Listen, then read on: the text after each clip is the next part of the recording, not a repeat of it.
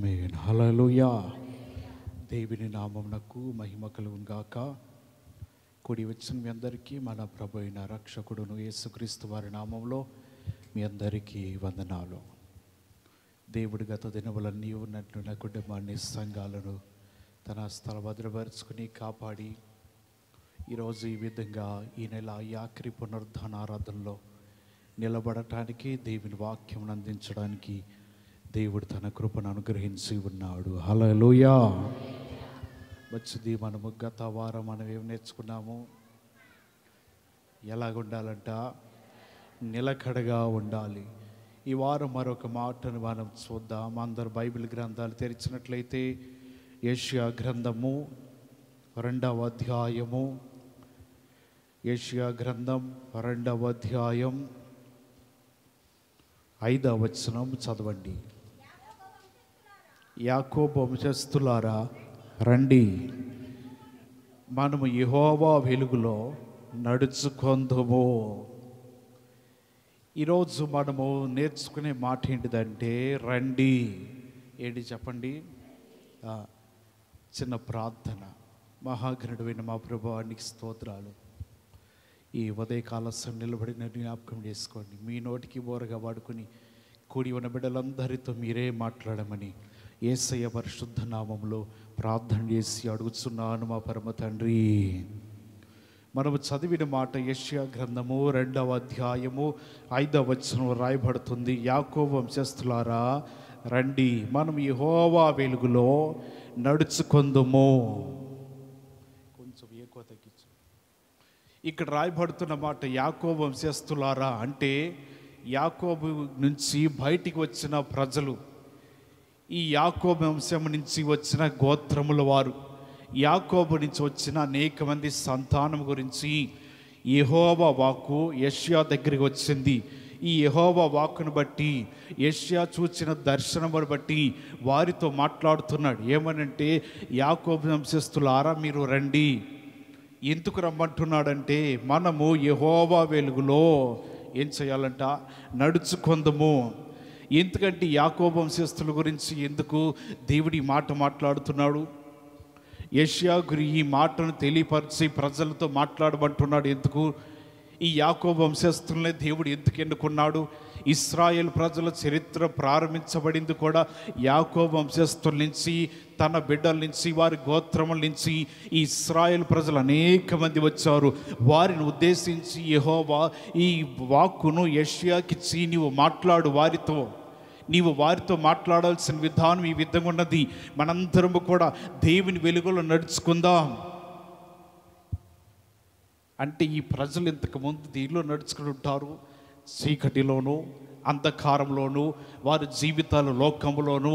అక్కడ రాయబడి ఉన్నది. ఆ వచనాలన్నీ తర్వాత మీరు చదివితే కనబడుతుంది. వారందరూ కూడా ఫిలిస్తీన్ల సాంప్రదాయాలన్నిటినీ కూడా వారు చేస్తున్నారు. ఫిలిస్తీన్ల పద్ధతులు వారు చేస్తున్నారు. అక్కడ రాయబడుతున్నది వారు గుర్రములను అలాగే పశువులను సమస్తము ఆస్తిని వారు పొందుకుని ఉన్నారు. వారు వెండి బంగారములకు ఎంత మాత్రము కొదవలేదు. వారి దేశంలో విగ్రహములన్నీ కూడా వారు చేస్తూ ఉన్నారు. వాటన్నిటిని చేతి పనులైన వాటన్నిటినీ వీరు పూజిస్తూ ఉన్నారు. ఇటువంటి వారినందరిని బట్టి ఈ యెషయా చెప్తున్నాడు, మనందరము ఎక్కడ నడుచుకోవాలంట? చెప్పాలి. ఎక్కడ నడుచుకోవాలి? యెహోవా వెలుగులో నడుచుకోవాలి. హల్లెలూయా. దేవుని వెలుగులో మనం నడుచుకోవాలి. ఈ ప్రజలైన వారు ఎందుకు వీరు నడుస్తున్న విధానం ఏంటి ఇట్టాగుంది? వారు ఎందుకు ఇలా నడుస్తున్నారు? వీరు యాకోబు వంశస్థులే కదా, యాకోబు వంశం నుంచి వచ్చిన వారే కదా. వీరి విగ్రహములు ఎందుకు వీరి జీవితాలు చేస్తున్నారు? చేతి పనులైన వాటిని వీరు ఎందుకు ఆరాధిస్తున్నారు? అటువంటి వారిలో ఈ ఈ లక్షణములు కలిగిన వారందరూ కూడా చీకటి సంబంధాలు. వీరందరూ కూడా ఎక్కడ నడుచుకోవాలంటే దేవుని యొక్క వెలుగులోకి రావాలి. దేవుని యొక్క సన్నిధిలో వారు ఉండాలి. అందరు బట్టి పిలుస్తున్నారు. ఏమనండి? చెప్పండి. ఏమని పిలుస్తున్నాడు? రండి అని పిలుస్తున్నాడు. ఈ భూలోకంలో ఒక ప్రాముఖ్యమైన మాట ఏంటిదయ్యా అంటే రండి అనే మాటను ఇక్కడ రాయబడి ఉన్నది. మనము కూడా పిలుస్తూ ఉంటాము. మన బంధువుల్లో, స్నేహితుల్లో, లేకపోతే మనకు తెలిసిన వారిలో రండి అని పిలుస్తూ ఉంటాం. అంటే ఇంటిలోకి రమ్మని పిలుస్తూ ఉంటాం. కానీ ఇక్కడ ఈ యెషయా పిలుస్తున్న మాట ఏంటిదంటే, మనందరం కూడా యెహోవా వెలుగులో నడుచుకొందుము. హల్లెలూయా. యెహోవా వెలుగులో మనం ప్రయాణం చేయదము. వీరి జీవితాల్లో కలిగిన ఈ ఫిలిస్తీన్ల పద్ధతులన్నిటినీ వీరు అనుసరిస్తున్నారు. వీరి జీవితాలు వాటన్నిటిని కూడా 6వ వచనం ఉన్నది, యాకోబు వంశమగు ఈ జనము తూర్పు నుండి జనుల సాంప్రదాయాలతో నిండుకొని ఉన్నారు. అవి ఎవరి వంట? అక్కడ రాయబడుతుంది, వారు ఫిలిస్తీన్ల వలె మంత్ర ప్రయోగములు. అంటే ఎవరి సాంప్రదాయాలు అంటారు? లోక సంబంధమైనవి. ఫిలిస్తీన్లు అనగా లోకంలో ఉన్నవారు. ఇటువంటి సాంప్రదాయాలన్నిటినీ కలిగి ఉన్న వీరిని రాయబడుతున్న మాట ఏంటిదంటే, మీరు వాటిని విడిచిపెట్టి దేవుని మాత్రమే మీరు కనపరచండి. ఇటువంటివన్నీ కలిగి ఉన్న వారిని దేవుడు అణగద్రొక్కబోతున్నాడు. యాకోబు వంశస్థులారా, మీరు చీకటిలో నడవద్దు. మీరందరూ కూడా ఎక్కడ నడవాలి? వెలుగులో నడవండి. వెలుగులో నడిస్తే ఈ సాంప్రదాయాలు, ఈ పద్ధతులు మనం అనుసరించమండి. చీకటిలో నడిస్తే ఇవన్నీ కూడా మన జీవితానికి వస్తాయి. కేవలం యాకోబు వంశమే కాదు, దేవుని నమ్మిన వారు కూడా ఆలోచించవలసిన ఏంటిదంటే, మనందరిని ఆయన పిలుస్తున్నాడు, మీరు నా యొద్దకు రండి. యేసు ప్రభువారు చెప్తున్నాడు, సమస్త భారము మోసుకున్న సమస్త జనులారా. ఎక్కడికి రావాలంట? దేవుని యొద్దకు రండి. ఎందుకు రమ్మంటున్నాడు? నేను మీకు ఏమనుగ్రహిస్తాను? శాంతిని అనుగ్రహిస్తాను. మీ జీవితాలకు విశ్రాంతి దొరుకుతుంది. అది ఎక్కడ దొరుకుతుంది అంటే నా యొద్దనే అని యేసు ప్రభువారు చెబుతూ, మీరందరూ కూడా నా యొద్దకు రండి, మీ భారములన్నీ కూడా మోసుకుంటూ నా సన్నిధిలో ఉండండి. యాకోబు సంబంధించిన ప్రజలతో చెప్తున్నాడు, మీరందరూ కూడా ఎక్కడ నడవాలంట? చెప్పండి, ఎక్కడ నడవాలి? మనందరం యెహోవా వెలుగులో నడుస్తున్నామా? లోకంలో నడుస్తున్నామా? వెలుగులో నడిస్తే వారి పద్ధతులు వేరుగుంటాయి. వెలుగులో నడవకపోతే వారి పద్ధతులు ఇదిగోండి ఇక్కడ ఉన్నాయి చూసారా, అలాగుంటాయి. మన జీవితాలు ఎక్కడ నడుస్తున్నామో, ఎక్కడ మన ప్రయాణం కొనసాగుతుందో మనము జాగ్రత్తగా గమనించాలి. రండి. ఒక ఆయన ఈ మధ్యన గృహదర్శనాలకు వెళ్ళాం. ఎప్పుడు? డిసెంబర్లో, పోయిన సంవత్సరం అండి. క్యాలెండర్లు పంచడానికి వెళ్తానుకుంటా కదా. ఆ వెళుతున్న సందర్భంలో వాళ్ళు ఒక తెలియని ఇళ్ళకి తీసుకెళ్లారు, అన్యుల ఇళ్ళకి తీసుకెళ్లారు. వాళ్ళకి ఏమి తెలియదు. నుంచున్నారు, ప్రార్థన చేశా, క్యాలెండర్ ఇచ్చా, మరలా బయలుదేరుతుంటే ఏమనుంటే పట్టుకురా అంటున్నాడు. ఏడిదా పట్టుకొచ్చేదన్న? పలహారం అంటే అంటున్నాడు. పలహారం లేదు, ఏం లేదు, వెళ్ళిపోదు అని. ఏం పెట్టరా అంటున్నాడు. మళ్ళీ ఏంటి పెట్టేది? ఏం పెట్టాలి? డబ్బులు. వాళ్ళకి తెలియదు కదా. ఏడు ఎత్తురా అంటున్నాడు. ఎత్తుకు వచ్చేది ఏం లేదమ్మా, ఆయన అట్టగంటాడు. ఏమి పెట్టాలని కంపల్సరీగా రూల్ ఏమి లేదు, అది ఇష్టమైతేనే. ఎందుకంటే కొంతమందికి అర్థం ఏంటిదంటే, కానుకలు ఎత్తేనే అయ్యగారు వస్తారేమో, లేకపోతే డబ్బులు ఎత్తేనే అయ్యగారు వస్తారేమో అని కొన్నిసార్లు ఆలోచన చేస్తూ ఉంటాం. వాటికి వీటికి సంబంధం లేదు. ఇది మేము చేసే ప్రార్థన అయిన, భక్తి అయిన, జీవితమైన దైవిక సంబంధమైనది. హల్లెలూయా. వారు దీవించబడటానికి, వారు ఆశీర్వదించబడడానికి ఎత్తురా అంటే యాడ్ నుంచి ఎత్తుకొస్తుంది. ఇక్కడ యాకోబు వంశస్థుల గురించి చెప్తున్నారు, మీరు రండి. దేనికయ్యా? దేవుని వెలుగులో నడవటానికి రమ్మంటున్నాడు. దేనికి రమ్మంటున్నాడు? మీ జీవితాల ఫిలిస్తీన్ల పద్ధతులన్నీ మీరు అనుసరించకుండా మీ జీవితాలు విడిచిపెట్టి రండి. ఒకవేళ మీరు రాకపోతే దేవుడు మిమ్మల్ని అణగద్రొక్కబోతున్నాడు. మీ జీవితాలు నాశనం కాబోతున్నాయి.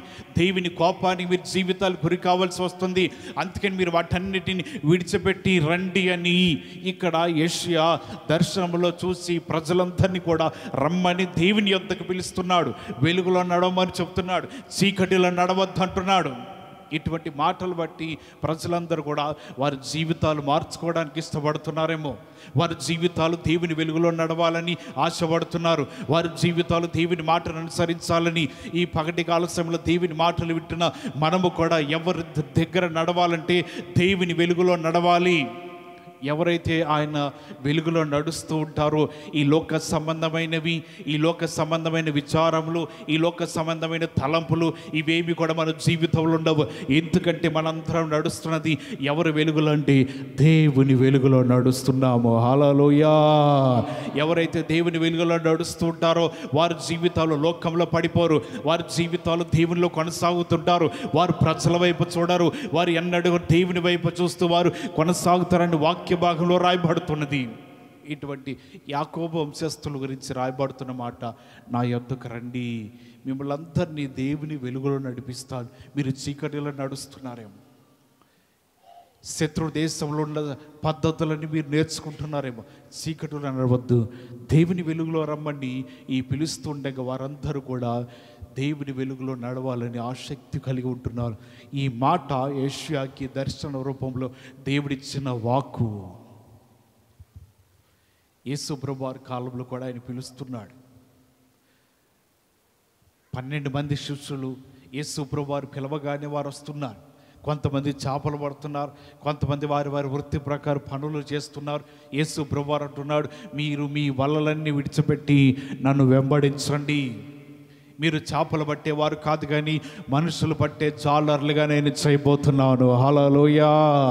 ఈ మాటను బట్టి ప్రజలందరూ, ఈ శిష్యులందరూ కూడా ఆయనకి శిష్యులుగా మార్చబడటానికి వారి వారి పనులన్నీ విడిచిపెట్టి రండి అని యేసు ప్రభువారు పిలవగానే వారు బయలుదేరి వస్తున్నారు. బైబిల్ గ్రంథంలో చూద్దాము. యోహాను సువార్త 4వ అధ్యాయము, యోహాను సువార్త 4వ అధ్యాయము 9వ వచనాన్ని మనం చూద్దాం.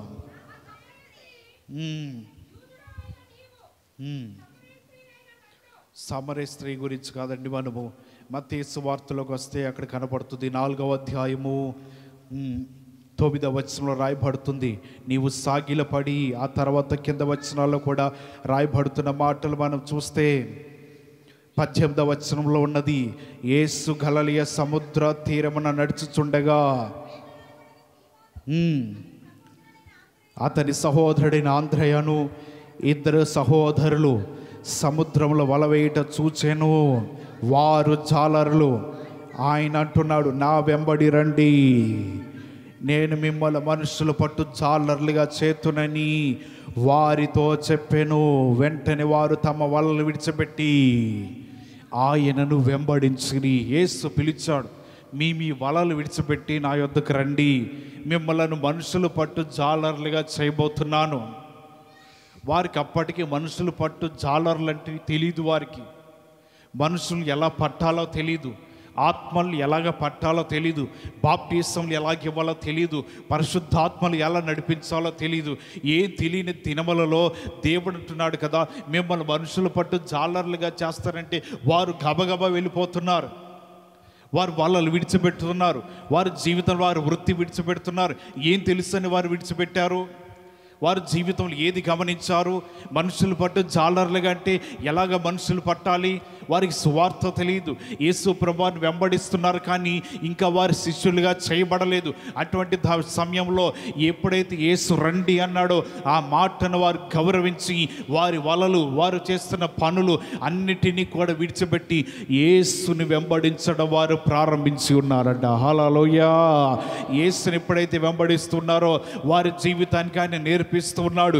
మనుషుల్ని ఎలా పట్టించాలి, మనుషుల్ని ఎలాగ రక్షించాలి, వారిని ఎలాగ దేవుని సన్నిధికి తీసుకురావాలి.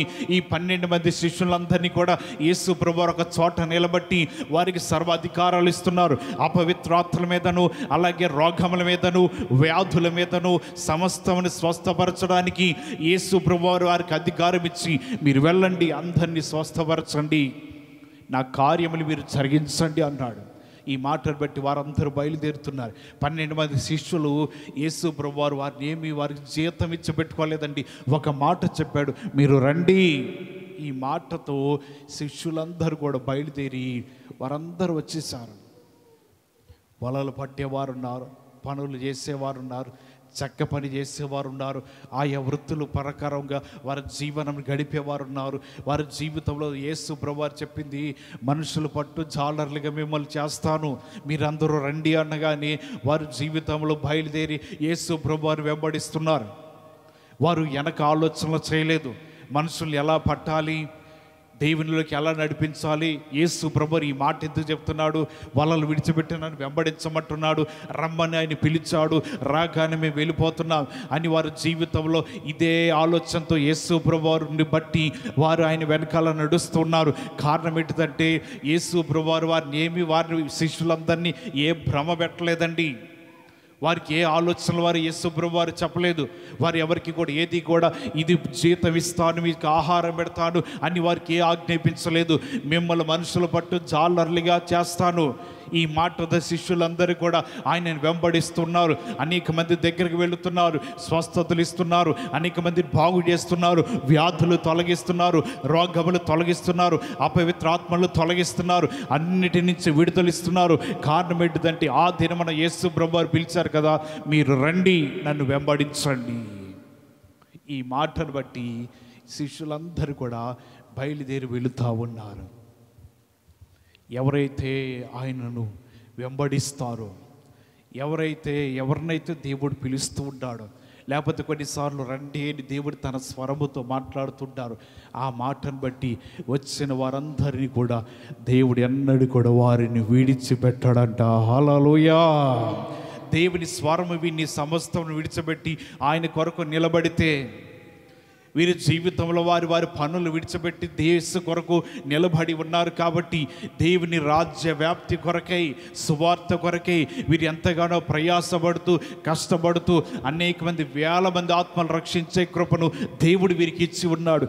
కారణం ఏంటంటే యేసు రండి అని పిలిచాడు, వారన్నిటిని విడిచిపెట్టి వచ్చేసారు. మన జీవితంలో కూడా నేర్చుకోవాల్సినది అది. యాకోబు అపోస్తలుడు కూడా పిలుస్తున్నాడు, రండి. ఎందుకు రమ్మంటున్నాడు? దేవుని వెలుగులో నడవటానికి, ఆయన వెలుగులో ఉండి సంచరించడానికి, ఆయన వెలుగులో ఉండి వారి జీవితాలు కాపాడుకోవడానికి, ఆయన వెలుగులో ఉండి వారి జీవితంలో ఎక్కడ పడిపోకుండా ఎటువంటి సాంప్రదాయాల వారి జీవితంలోకి అలవాటు కాకుండా ఉండటానికి మీరందరూ కూడా వచ్చి యెహోవా వెలుగులో నడుచుకోండి. ఆమేన్ చెప్పొచ్చు కమ్మా. అది ఇక పొద్దున్నే స్కూల్లో డ్రిల్ మాస్టర్ ఎక్సర్సైజ్ చేపిస్తాడంట. దేనికి? యాక్టివ్గా ఉండటానికి. ఏదో చేతులు పైకెడితే చెమటాసం పోతుందని కాదు, యాక్టివ్గా ఉండటానికి పొద్దున్నే ఏం చేస్తారు, కర్రవాడు పట్టుకుంటాడు, ఇజులోడు పట్టుకుంటా, వారితో ఈ ఎక్సర్సైజులు అన్నీ చేస్తారు. ఈ మధ్యన యోగా కూడా చేపిస్తారు. మరి ఇంకా మొద్దోళ్ళు అయిపోతున్నారే పిల్లలు, మరి యోగా క్లాసులు కూడా పెడుతున్నారంట.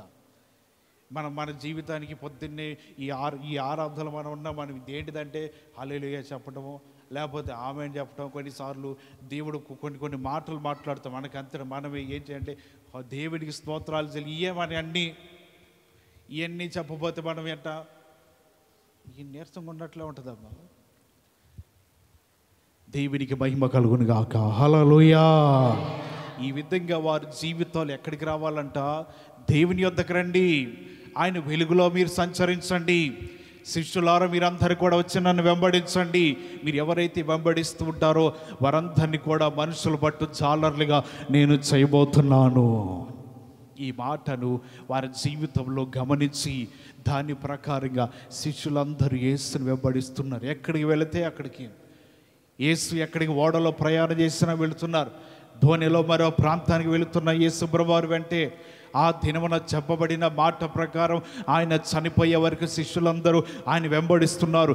చనిపోయిన తర్వాత కూడా వారు యేసు ప్రభు యొక్క సువార్తను ప్రకటించడం మానివేయలేదంట. హల్లెలూయా! దేవుని సువార్తను వారు విడిచిపెట్టలేదంట. దేవుని మాటలన్నీ కూడా తెలియపరచడానికి వారు ఆసక్తి చూపుతున్నారు. ఇటువంటి మాటలు బట్టి, ఇటువంటి జీవితం బట్టి దేవుడు నిజముగా ఈ శిష్యులందరినీ తన వెంట త్రిప్పుతూ ఉండుట వలన దేవుడు వారి జీవితానికి, మనం ఇప్పుడు రండి అని మనం చెప్పామనుకో, అబ్బు 100 సాకులు వస్తాయి అంటే మనకి. అది కూడా నాకేం చెప్తారు, ఎవరికి చెప్పరు. మళ్ళీ ఏమో ఈరోజు ఈ పని ఉంది రండి, లేకపోతే ఈ పని ఉంది మీరు చెయ్యాలి, దేవుని మధ్యలోకి రండి అని చెప్తే అవి అసలు ఎత్తుక్కోకుండా దొరుకుతాయి అనుకోండి. మనకి ఒక పావుగంట అయినా చెప్పడానికి ఓపిక ఉంటుంది, కానీ ఆ పావుగంటలో వచ్చి కనబడతానికి ఓపిక ఉండదు. లేకపోతే పని చేయడానికి కొన్నిసార్లు వారు జీవితంలో ఇష్టపడకపోవచ్చు, లేదా దేవుని సన్నిధికి రండి అమ్మా, దేవుని సన్నిధిలో ఉండండి, ప్రార్థనలో పాల్గొనండి. మన గురువారం శుక్రవారం ప్రార్థన పెట్టాము, ఒక సమస్య కోసం మన దేవుని సన్నిధిలో వేడుకుందాం రండి అంటే ఒక్కరు వచ్చింది లేదు. యాకోబుతో దేవుడు అందుకే మాట్లాడుతున్న, యెషయా అయ్యా యాకోబు వంశస్థులు రండి అని పిలువ. ఈరోజు రండి అంటే ఎవరు వస్తున్నారండి ప్రార్థనలకి? ఎవరు వస్తున్నారు దేవుని సన్నిధికి రండి అంటే? దేవుని సన్నిధిలో ప్రార్థన చేయండి రండి అంటే ఎవరు వస్తున్నారు? వారి జీవితాల్లో దేవునికి దూరం అవుతూ ఉన్నారు. అటువంటి సమయంలో దేవుని వాక్కు ప్రవక్తను ఎన్నుకుని వారి ద్వారా మాట్లాడుతూ, మీరందరూ యెహోవా సన్నిధికి రండి, మీరందరినీ ఎక్కడ నడిపించబోతున్నారంటే ఆయన వెలుగులో నడిపించబోతున్నాను. శిష్యులందరూ చెప్తున్నారు, మీరందరూ వచ్చి నన్ను వెంబడించండి. మీరందరూ ఎవరైతే వెంబడిస్తూ ఉంటారో, ఎవరైతే దేవుని బట్టి వారు జీవిస్తూ ఉంటారో, అటువంటి వారి జీవితాలు బట్టి దేవుడు మాట్లాడుతున్నారు, మీరందరూ నన్ను వెంబడించండి. శిష్యులందరూ ఆయనను వెంబడించడం ప్రారంభించారు. వారు ఏ పనులైనా చేయవచ్చు, వారు ఎలాగైనా జీవించవచ్చు. దేవుని మాటను బట్టి దేవుడే వారిని నడిపిస్తూ ఉన్నాడంట. హల్లెలూయా. మొదటి దినవృత్తాంతాల గ్రంథంలో ఒక మాటను జ్ఞాపకం చేసుకుందాం. 13వ అధ్యాయము, మొదటి దినవృత్తాంతాల గ్రంథము 13వ అధ్యాయము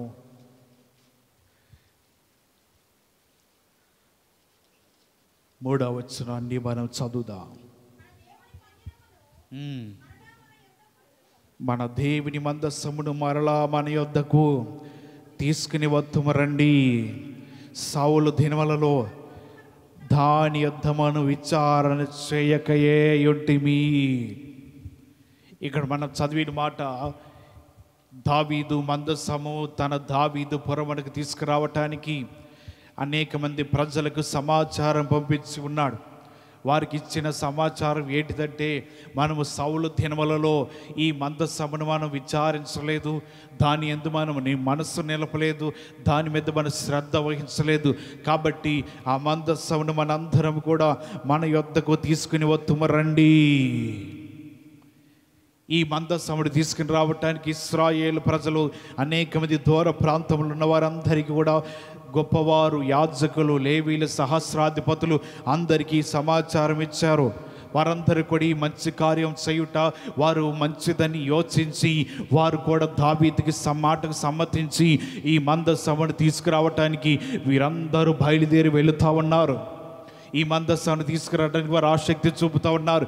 ఇటువంటి మందస్సము ఎప్పుడైతే దావీదు పురమునకు రావాలని ఆసక్తి కలిగి ఉన్నారు వీరందరూ, కారణం ఏంటిదంటే, సౌలు దినములలో ఈ మందస్సము శత్రువులన్న వారు అపహరించుకుని వెళ్ళిపోయారు. అటువంటి మందస్సము గురించి వారు మరలా తర్వాత ఎన్నడూ కూడా ఆసక్తి చూపలేదు. ఆ మందస్సము గురించి వారు ఎన్నడూ ఆలోచించలేదు. ఇటువంటి ఆలోచన లేని జనములకి దావీదు గుర్తు చేస్తూ అంటున్నాడు, మీరందరూ రండి, దేవుని మందస్సమునకు మరలా తీసుకుని వద్దాము. హల్లెలూయా. దేవుని మందస్సమును మరలా మన పురములోకి తీసుకుని వద్దాము. దేవుని మందస్సమును మరలా తీసుకుని మన మధ్యన ఉంచుకుందాము. ఎప్పుడైతే ఈ మందస్సము ఉంటుందో మన జీవితాలు దీవించబడతాయి, మన జీవితాలు బలపరచబడతాయి, మనం ఆశీర్వదించబడుతూ ఉంటాం. దేవుడు మన మధ్యన ఉంటాడు, మన పక్షమున ఉంటాడు అని దావీదు ఆలోచన కలిగి ఈ మందస్సము కొరకి ఆయన బయలుదేరి వెళుతూ ఉన్నాడు. ఈయన వెళుతూ ఎవరిని ఆహ్వానిస్తున్నాడంట? ఇశ్రాయేల్ ప్రజలందరిలో కూడా గొప్పవారిని, సహస్రాధిపతులందరినీ కూడా ఆయన రమ్మని పిలుస్తా ఉన్నాడు. హల్లెలూయా. రమ్మని ఆయన పిలుస్తున్నాడు దావీదు. ఎప్పుడైతే దావీదు పిలిచిన మాటను బట్టి ఈ కార్యము వారు చాలా మంచిదని గ్రహిస్తున్నారు. రమ్మనగానే వారు ఎంత మాత్రం ఆలోచన చేయలేదు, మరొక మాటను చెప్పలేదు, మరొక విధంగా దావీదుకి ఆలోచనలు కూడా వారు ప్రకటించలేదు. వారు ఆలోచించుకుని, వారు గమనించి ఒకటే అనుకున్నారు, పదండి మనందరం కూడా మందస్సాన్ని మోసుకుని వద్దాం. ఆర్భాటముతోనూ, బోరల శబ్దముతోనూ, తంబూరాలు తీసుకుని, వారు సితారాలు తీసుకుని, అన్నిటినీ తీసుకుని వారు జీవితంలో బయలుదేరుతూ యుద్ధానికి వెళుతున్నట్లుగా ప్రజలందరూ కూడా బయలుదేరి వెళుతున్నారు. వెళ్ళి మందస్సాన్ని తీసుకుని వస్తున్నారు. రండి అనగానే ప్రజలందరూ వచ్చారు. ఏ పని కొరకు వచ్చారట? చెప్పండి, ఏ పని కొరకు వచ్చారు? మందస్సము తీసుకుని వెళ్ళటానికి వచ్చారు. హల్లెలూయా. మందస్సాన్ని మోసుకుని వెళ్ళటానికి వచ్చారు. మందస్సాన్ని వారి జీవితంలో వారి భుజముల మీద పెట్టుకుని వెళ్ళటానికి వస్తున్నారు. ఆ మందస్సం వెళుతూ ఉండగా కృతజ్ఞతలు చెప్పడానికి, స్తుతులు చెల్లించడానికి, ఆరాధించడానికి, వాయిద్యములు వాయించడానికి, దేవునిని ఘనపరచడానికి ఈ ప్రజలందరూ కూడా ఆసక్తి చూపుతూ దావీదు మాటను బట్టి వారందరూ బయలుదేరి వెళుతూ ఉన్నారు.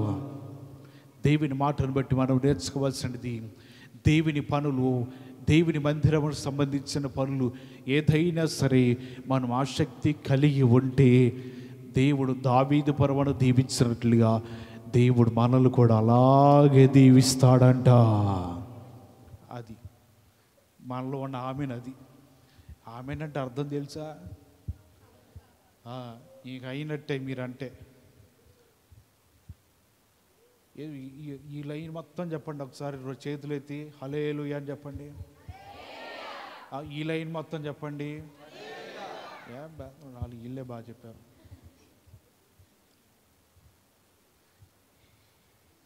ఈ దావీదు మందస్సాన్ని తీసుకుని వెళుతున్నప్పుడు ప్రజలందరూ రావటానికి కారణం ఏంటి? దావీదు ఎందుకు రండి అని పిలిచాడంటే కేవలము వారు ఘనపరచడానికి, కీర్తించడానికి ఆసక్తి కలిగి ఉన్నారు. వారందరూ కూడా వారు కేరింతలు కొడుతున్నారు. కారణము దావీదు చెప్పిన పనిని చేయడానికి ప్రజలందరూ కూడా ఆసక్తి కలిగి మంచిది అని వారందరూ బయలుదేరి వస్తున్నారంట. దేవుడు పిలుస్తూ ఉన్నాడు మనల్ని కూడా కొన్నిసార్లు, నా మందిరానికి రండి, నా యొద్దకు రండి, నా సన్నిధిలో కూర్చొని మీరు విని నేర్చుకోనండి, నా సన్నిధానంలో మీ జీవితాలు గడపండి, నా సన్నిధిలో ఉండి దేవుని వాక్యాల గురించి మీ ఆలోచనలోకి తెచ్చుకోనండి, నా మాటలు వినండి, నా స్వరం వినండి అని దేవుడు కొన్నిసార్లు పిలుస్తున్నప్పుడు ఆ మాటలు బట్టి మన జీవితాలు ఎప్పుడైతే మనం వింటామో, మనం నేర్చుకుంటామో, దేవుడు పిలిచిన పిలుపుని బట్టి మనము విని నడిచినట్లయితే ఎన్నడూ కూడా నష్టపోమంట. హల్లెలూయా. ఎందుకంటే దేవుడు మన బిడ్డల్లో లేకపోతే ఎవరినో పిలుస్తూ ఉంటాం రండి అని, లేకపోతే రమ్మని పిలుస్తాం. ఒకసారి రండి రమ్మని పిలిచినప్పుడు వారికి వినపడలేదనుకో రెండోసారి పిలుస్తాం, మూడోసారి కూడా వాళ్ళు పిలుస్తాం, నాలుగోసారి ఏదో దానికి ఒక బూతు మాటో తిట్టో తగిలించి పిలుస్తాం, ఎరా వినపడదా అంటాం. ఆ తర్వాత ఇక ఐదోసారిగా చెప్పడం ఉండదు, మన చేతికే పని చెప్తాం. ఎందుకంటే రమ్మని పిలిచినప్పుడు ఎన్నిసార్లు పిలవాలి? 4 సార్లు అయిపోయింది. 5వ సారి కూడా పిలిచినప్పుడు పిలిచినా గొంతుకు పోతుంది అని రాకపోతే, నీ పిలుపుకు వారు గౌరవించకపోతే, నీ పిలుపు వారు వినకపోతే, నీ పిలుపును వారు జాగ్రత్తగా ఆలకించరాకపోతే మనకి ఎంత కోపం వస్తుందో దేవుడు అదే చెప్తున్నాడు. మీరందరూ నా మందిరంలోనికి రండి, మిమ్మల్ని వెలుగులోకి నడిపిస్తాను, రాకపోతే మీ జీవితాలు అనగద్రొక్కబడతారు. ఎప్పుడైతే అనగద్రొక్కబడతారని మాట వారి జీవితాలు వింటున్నారో, వారు దేవుని యొద్దకు రావటానికి, దేవుడితో కలిసి ఉండటానికి ఈ విధంగా వారు ఆశపడుతున్నారు. దేవుని మాటలు, దేవుని స్వరము కూడా మొదటగా రండి రా అని దేవుడు పిలవగానే మనం ఆయన సన్నిధిలో ఉండి తల వంచి దేవుని పాదాల దగ్గర కూర్చుంటే సమాధానము ఆయన దగ్గర దొరుకుతుందంట. హల్లెలూయా. సమాధానం దేవుడు మాత్రమే ఇవ్వగలడు. ఈ భూలోకంలో ఎవరి యొద్ద ఎక్కడ కూడా మనకు సమాధానం దొరకవచ్చు, కానీ దేవుడిచ్చిన సమాధానం మన జీవితానికి అది విలువైనదని రాయబడతామన్నది మోషే పిలుస్తున్నాడు ఇశ్రాయేలు ప్రజల్ని. వారి జీవితాల్లో పాపం చేసి ఉన్నారు, అతిక్రమలు చేసి ఉన్నారు, వారి జీవితంలో దేవుడికి దూరం అయిపోయి ఉన్నారు, వారి జీవితంలో మరో విగ్రహాలు వారు ఆరాధిస్తున్న సమయంలో మోషే అంటున్నాడు, నా పక్షమున ఉన్న వారందరూ కూడా, దేవుని పక్షమున ఉన్నవారు నా పక్కకు రండి అన్నాడు. లేవీలందరూ ఈయన పక్కనకి వచ్చారు. లేవీలతో చెప్తున్నాడు మోషే, దేవుడు చెప్పిన మాట, మీ నడుములకి ఏం ధరించాలంట?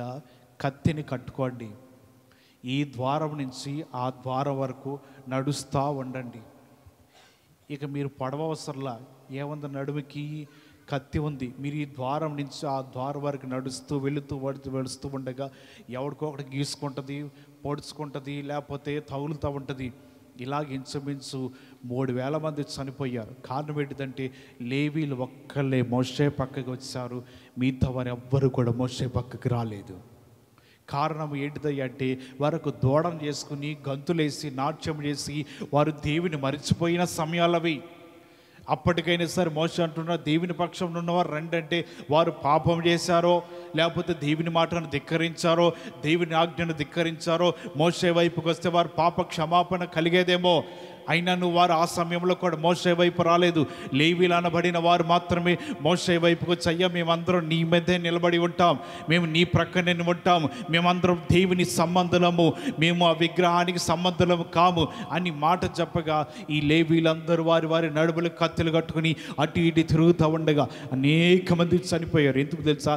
రండి అని పిలిచినప్పుడు రాలేదండి ప్రజలు. వారు ఇంకా విగ్రహం చేసుకుని దాని ముందు గంతులు వేస్తున్నారు. అంటే దేవుడు రోషము లేనివాడా? దేవుడు చేతగానివాడా?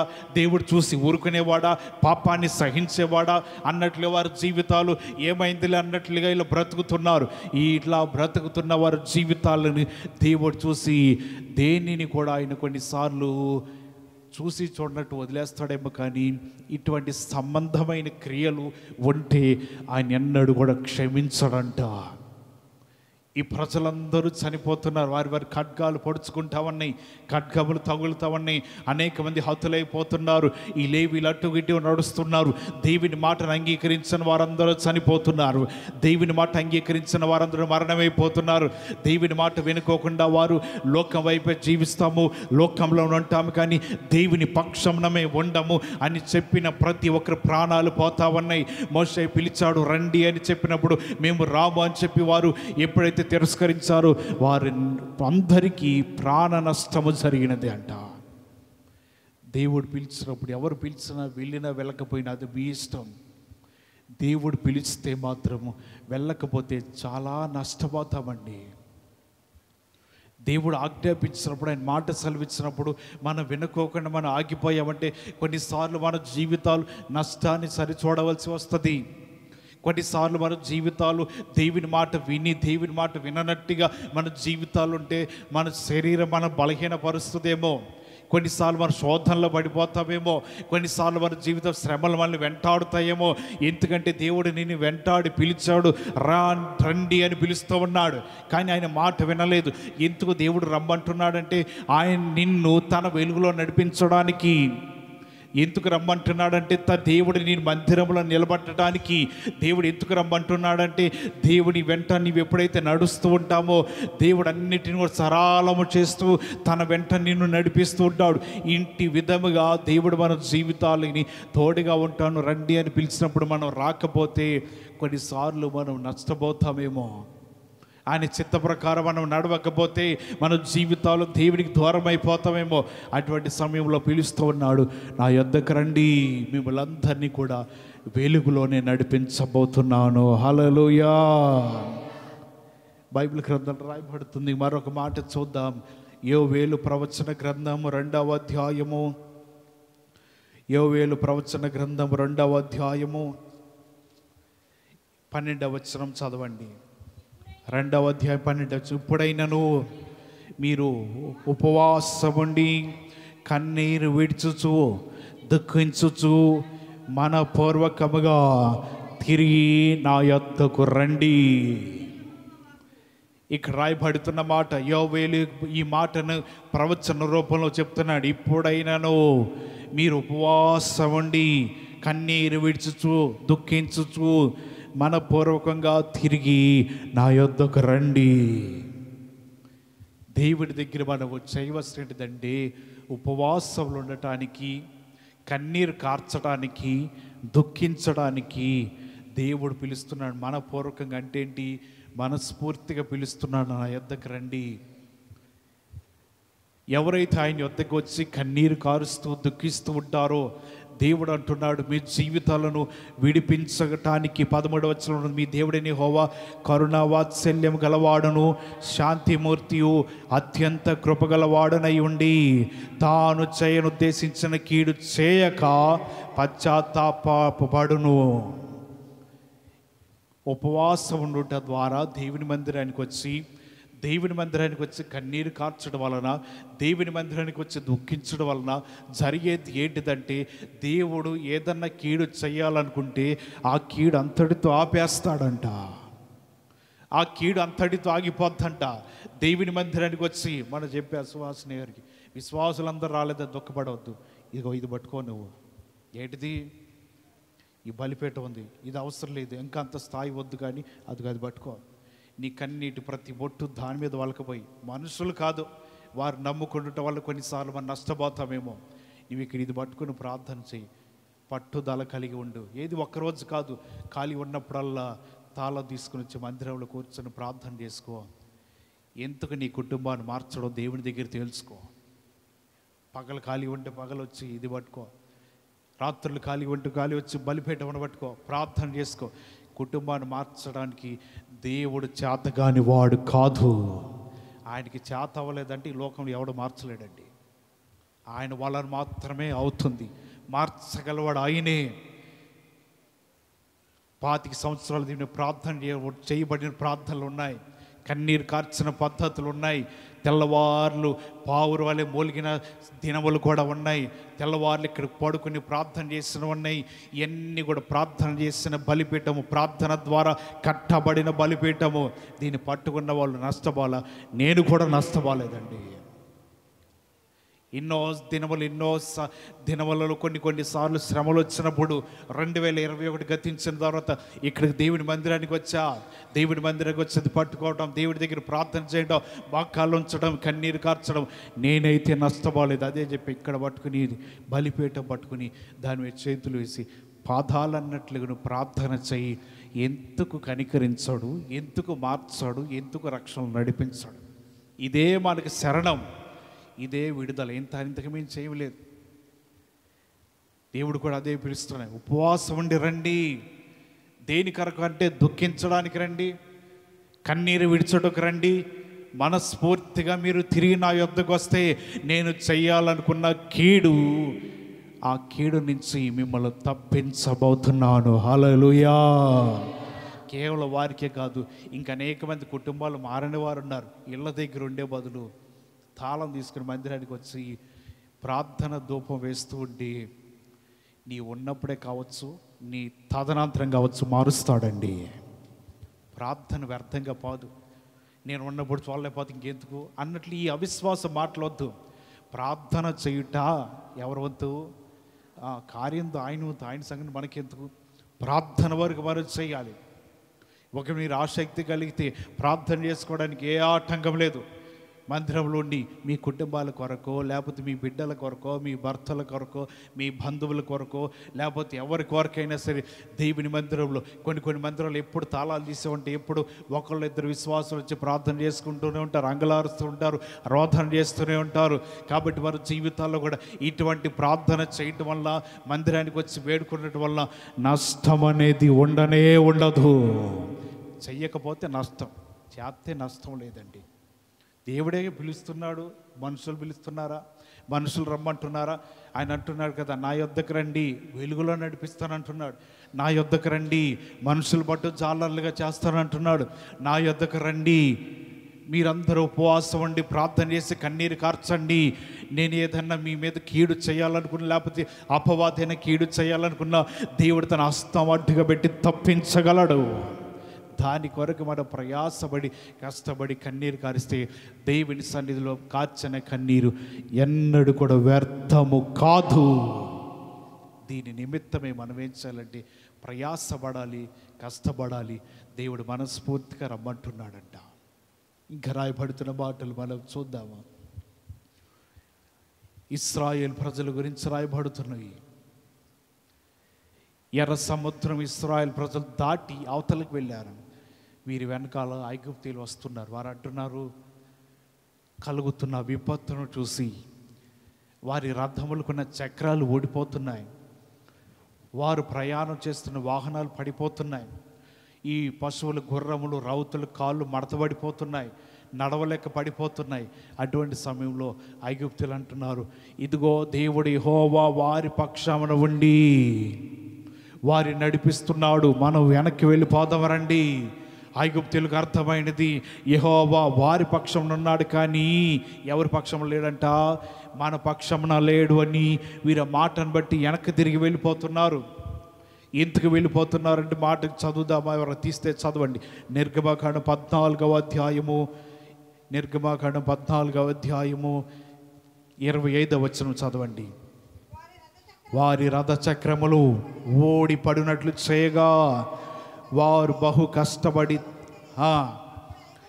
అప్పుడు ఐగుప్తీయులు ఇశ్రాయేలీయుల యొద్ద నుండి పారిపోదుము రండి, యెహోవా వారి పక్షమున మనతో యుద్ధము చేయుచున్నాడని చెప్పుకొనిరి. ఐగుప్తీయులకు భయం వేసింది. సముద్రం మధ్యలోకి వెళుతూ ఉన్నారు, ప్రయాణం చేస్తూ ఉన్నారు. వారి రథం యొక్క చక్రాలు ఓడిపోతున్నాయి. వారి తోలటానికి, వారికి వాహనములు నడిపించడానికి వారి శక్తి సరిపోవట్లేదు. వారికి అర్థమైంది, ఎందుకు ఇలా జరుగుతున్నది, మా వాహనాలు ఎన్ని పడిపోతున్నాయి ఎందుకు, ముందుకు వెళ్ళటం లేదు ఎందుకు, ఓడిపోతున్నాయి ఎందుకు. వారు గమనించింది ఏంటిదంటే యెహోవా వారి పక్షం నుండి మనతో యుద్ధం చేస్తున్నాడు. రండయ్య వెనక్కి వెళ్ళిపోతారండి, మనం ముందుకు వెళితే ప్రాణాలు పోతాయి. అయినా సరే చెప్పింది వీరు అనుకోకుండా కొంతమంది అలాగే పోయారండి. పోయినట్టు సముద్రంలో తెప్పల్లాగా తేలిపోయారంట. వారు సముద్రంలో చనిపోయారు. రెండుగా చేల్చబడిన సముద్రము మరలా మూసుకుపోయింది. యథాస్థితికి ప్రవహిస్తున్నాయి. ఈ సముద్రం అడుగు భాగంలో ఉన్న వారందరూ తేలిపోతూ ఉన్నారు, చనిపోతున్నారు, ప్రాణాలు పోతున్నారు. రక్షించండి అని వారు గట్టిగా కేక పెడుతున్నారు. వారి గుండెలు చెదిరిపోతున్నాయి.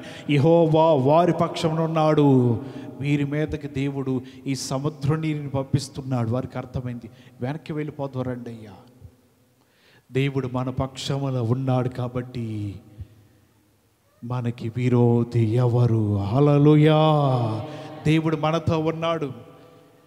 అందుని బట్టి మన జీవితంలో దేవుడు ఎప్పుడైతే మనతో ఉండి నడిపిస్తున్నాడో, మన మధ్యన ఆయన ఉండి నడిపిస్తున్నాడో, శత్రువులైన వారు చెప్పుకోవాల్సినదంటే దేవుడు వారి పక్షంలో ఉన్నాడు, దేవుడు వారి పక్షంలో నడిపిస్తున్నాడు, దేవుడు వారితో ఉన్నాడు. కాబట్టి మన జీవితాలు ఇంకా వారితో మనకు సంబంధం లేదు.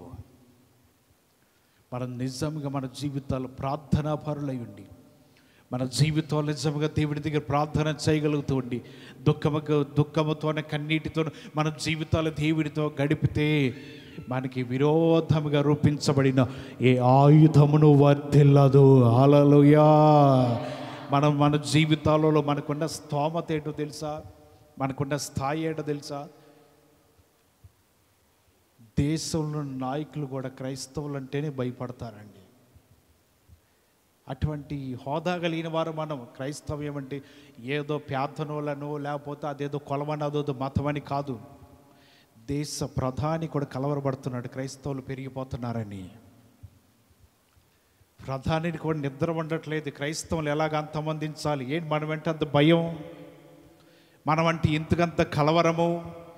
ఈ క్రైస్తవులు విస్తరిస్తూ ఉంటే హిందూ దేశం క్రైస్తవులుగా మారిపోతుందేమోనని దేశ నాయకులు, ప్రధానులు, అధికారులు కూడా నిద్రపోకుండా 24 గంటలు మన గురించి ఆలోచనంట. అదండి క్రైస్తవ్యం అంటే.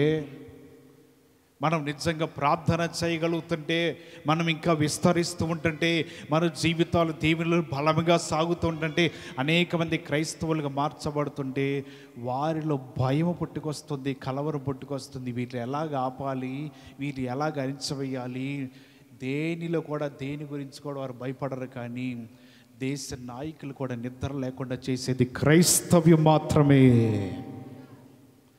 ఈ క్రైస్తవులే ఇంకా బలముగా ఎదగాలి. కానీ ఆలోచించి వారికి ఊహకు అందదండి. ఏంటి దేవుని ఆలోచనలుగా వారు అడ్డొచ్చేది, దేవుని తలంపులుగా వారు అడ్డొచ్చేది, దేవుడు పిలుపుగా వారు అడ్డొచ్చేది. దేవుడు పిలుస్తున్నాడు కదా, యాకోబు వంశీయులారా నా యొద్దకు రండి, ఆయన పిలుస్తున్నట్టు మీరెవరు అడ్డు రావటానికి? యాకోబు వంశస్థులు నా యొద్దకు రండి, మిమ్మల్ని వెలుగులో నడిపిస్తాను. మీరు ఉపవాసం నుండి కన్నీరు కార్చి ప్రార్థన చేయడం నా యొద్దకు రండి. దేవుడు పిలుస్తుంటే అడ్డు రావటానికి ఎవరి శక్తి సామర్థ్యము సరిపోదు. అటువంటి శక్తిమంతుడైన దేవుడు అండి. అనేక మంది నాయకులు ఒకటే ఆలోచన, క్రైస్తవం ఎలా కాపాలి, క్రైస్తవం ఎలా కాపాలి, ఏది మార్చాలి, ఏది చెయ్యాలి, అన్ని ఆలోచన చేస్తున్నాం. దేవుడైతే మనల్ని క్షేమంగా చక్కటి నిద్రిస్తున్నారు. పాపం వాళ్ళు ఎంత కలవరపడుతున్నారు, ఎంత ఆందోళన చెందుతున్నారు.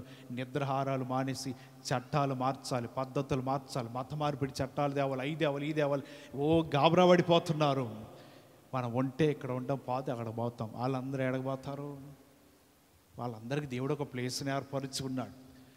ఏ కులము ఏ మతములు కూడా ఎవరిని ఏమి చేయలేవు. కానీ క్రైస్తవ్యం అనేది నాయకులను కలవరబెడుతుందండి. భయపడుతున్నారు. ఆందోళన చెందుతున్నారు. ఎలాగ నిద్రాహారాలు మనిషి వేగిరపడుతున్నారు. ఏది వేగిరపడినా ప్రతి రాత్రియో దేవుడు మనల్ని కాపాడుతూనే ఉన్నాడంట. హల్లెలూయా. ప్రతి దినము కూడా దేవుడు మనం రక్షిస్తూనే ఉన్నాడు. ప్రతి దినము కూడా మన జీవితాలు దేవుడు ప్రతి దినము కూడా ఆయన మాట్లాడుతూనే ఉన్నాడు. రండి అని దేవుడు తన యొద్దకు పిలుస్తున్నాడు. ఇటువంటి విధంగా మన జీవితంలో ఉన్నప్పుడు ఎవరిని చూసి మనం భయపడనవసరంలా. మనం చూసి అనేక మంది భయపడుతున్నారు. ఎవరిని చూసి ఆందోళన చెందవసరం లేదు. మనం చేసేది మనం దేవుని మనం ఆరాధిస్తుంటాం.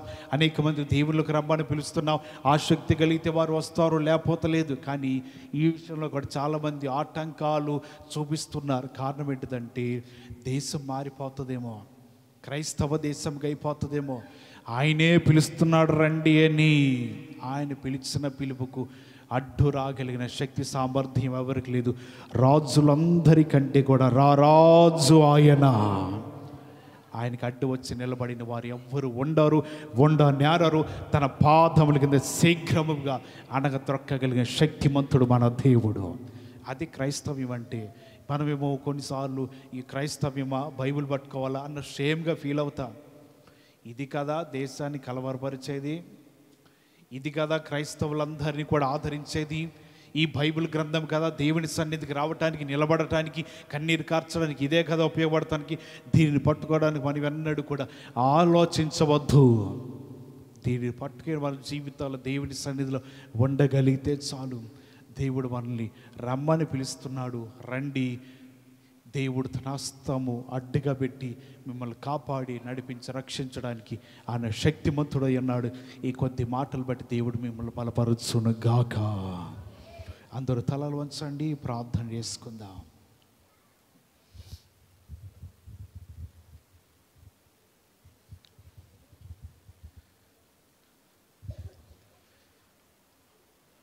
అందరం ప్రార్థన చేసుకుందాం. గత వారం అని చెప్పాం, ప్రార్థన అనగానే మా కాళ్ళు వేయటానికి ఆసక్తి చూపండి. మా కాళ్ళు వేసి ప్రభు దగ్గర వారిని అడుగుదాం. ప్రభువా, అనేక మార్లు నీ పిలుపుకి నిరాకరించానయ్యా. అనేక మార్లు ప్రభా నీ సన్నిధికి దూరం అయిపోయానయ్యా. కానీ నీ పిలుపు అంటుంది, నిన్ను వెలుగులోకి నడిపిస్తాను, నా యొద్దకు రా. చీకటిలో నడవద్దు. ఫిలిస్తీన్ల దేశంలో ఉన్న అటువంటి పద్ధతులన్నీ మీరు విడిచిపెట్టారండి అని దేవుని మాట మనతో మాట్లాడుతున్నది. యేషయా, నువ్వు ప్రజలందరికీ కూడా తెలియపరచు, ప్రజలందరికీ కూడా ఈ మాటలు ప్రకటించు.